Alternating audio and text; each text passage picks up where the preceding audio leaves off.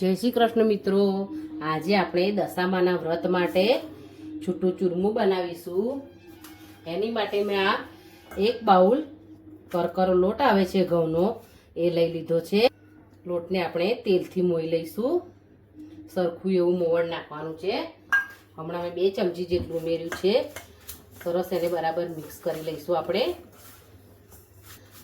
તમે તેલની જગ્યાએ ઘીનું મોવણ પણ લઈ શકો છો। સરસ બાઇન્ડ થાય છે। આવું બાઇન્ડ થાય એટલું આપણે તેલનું મોણ ઉમેરવાનું છે। હવે આપણે લોટ બાંધી લઈશું। થોડું થોડું આપણે ગરમ પાણી લઈ અને લોટ બાંધીશું। આપણે ઠંડા પાણીથી લોટ નહીં બાંધીએ, નવસેકા પાણીથી લોટ બાંધીશું। કઠણ એવો લોટ બાંધવાનો છે। આ રીતનો કઠણ લોટ આપણે તૈયાર કરી લેવાનો છે। તમે જોઈ શકો છો, જો એકદમ કઠણ લોટ બાંધવાનો છે। ઢીલો લોટ હશે ને તો તમારા મુઠિયા અંદરથી કાચા રહેશે અને ઉપરથી લાલ થઈ જશે। હવે આપણે થોડો થોડો આ રીતે લોટ લઈ અને મુઠિયા તૈયાર કરી લઈશું। જો આ રીતના મુઠિયા આપણે બધા વાળી લઈશું। તમને મારું ચૂરમું બનાવવાની રીત ગમે તો તમે કોમેન્ટ જરૂર કરજો અને તમારા મિત્રો અને પરિવાર સાથે શેર કરજો। તમે કયા ગામ અને કયા શહેરમાંથી જુઓ છો એ પણ મને તમે જરૂર લખીને જણાવજો। તમે ચેનલ પર નવા હોય તો તમે મારી ચેનલ ભાવનાસ કિચનને સબસ્ક્રાઈબ ના કરી હોય તો જરૂર કરી દેજો। આ રીતે આપણે બધા મુઠિયા વાળી અને તૈયાર કરી લેવાના છે। અમે 1 કપનું માપ બતાવ્યું છે। તમારે વધારે બનાવવાના હોય તો તમે એ રીતે ડબલ માપ લઈ શકો છો। આ રીતે આપણે મુઠિયા વાળી અને તૈયાર કરી લઈશું। આપણે ચેક કરી લઈશું કે આપણે તેલ થઈ ગયું છે કે નહીં। આ મેં 1 વખત નાખ્યો। જો આ ઘઉંનો લોટ નાખી અને જોઈ લેવાનું છે આપણું તેલ સરસ થઈ ગયું છે। આપણે એક એક કરીને મુઠિયાને તળી લઈશું। આપણે લો ટુ મીડિયમ ગેસ પર તળીશું, ફાસ્ટ તાપે નથી તળતા। મુઠિયાને આપણે પલટાવી લઈશું।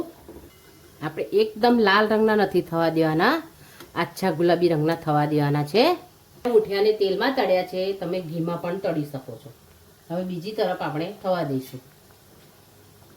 જો આમાં બબલ થતાં પણ ઓછા થઈ ગયા છે, એટલે આપણા મુઠિયા તળાઈ ગયા છે। હવે આપણે એને પ્લેટમાં લઈ લઈશું। જો તમે જોઈ શકો છો સરસ ગુલાબી રંગના તળાયા છે। આવા આછા ગુલાબી રંગના તળવાના છે। હવે આપણે એને પ્લેટમાં લઈ લઈશું।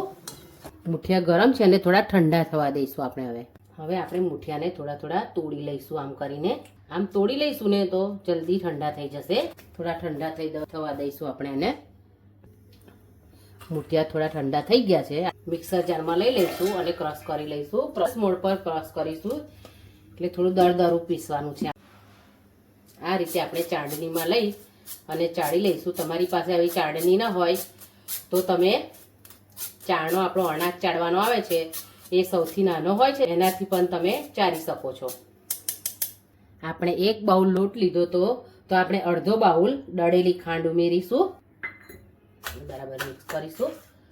આપણે હાથેથી જ મિક્સ કરીશું, એટલે લોટ અને આપણી ખાંડ બંને બરાબર મિક્સ થઈ જાય।